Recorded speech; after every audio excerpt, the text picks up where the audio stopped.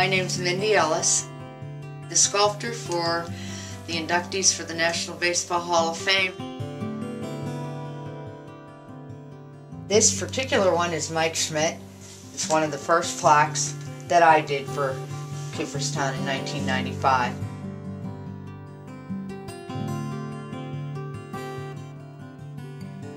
This is actually a very hard clay. A step above this type of clay is actually used for making jewelry. So this is very, very hard. And then we have Carlton Fisk here, and I can remember he had a great smile. Clay that I'm going to put on is only going to protrude probably no more than from the very back of the plaque to the front, no more than 3/4 of an inch to an inch. And then of course we have Cal Ripken. So cool to see him get into the Hall of Fame, and even his cap was interesting to do.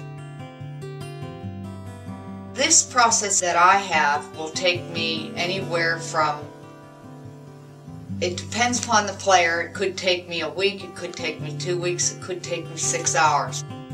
Goose gossage, lots of facial hair, lots of wiry, wild mustache hair to do.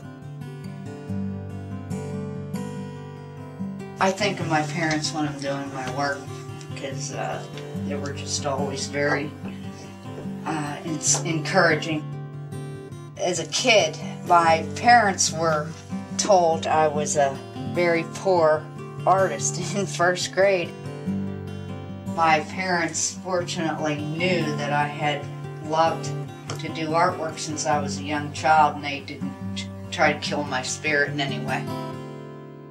Andre Nolan Dawson, this gentleman had very beautiful eyes. Okay, I'm almost to the point where I want to put this now on a vertical surface and start using my lighting. Then we've got the first woman in the National Baseball Hall of Fame, Effa Manley, and it looked like a real period type photo of her and the hairstyle and capturing all of that looking over her shoulder. This light has a very hot bulb, and it helps to heat the clay a little bit so that I can manipulate it a little easier.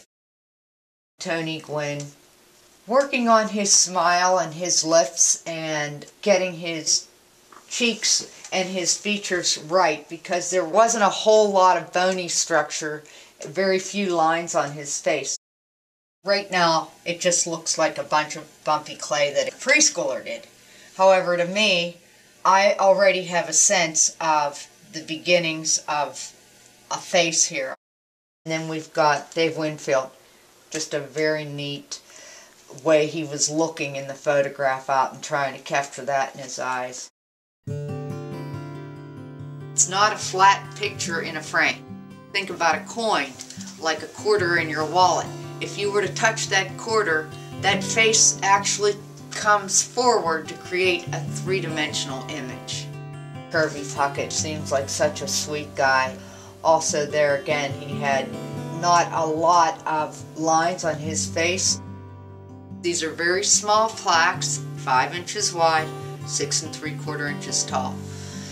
So I have a very small space with which to bring this image forth using the light and how it rolls over the clay to create that depth and of front and back, and ultimately the likeness of the player.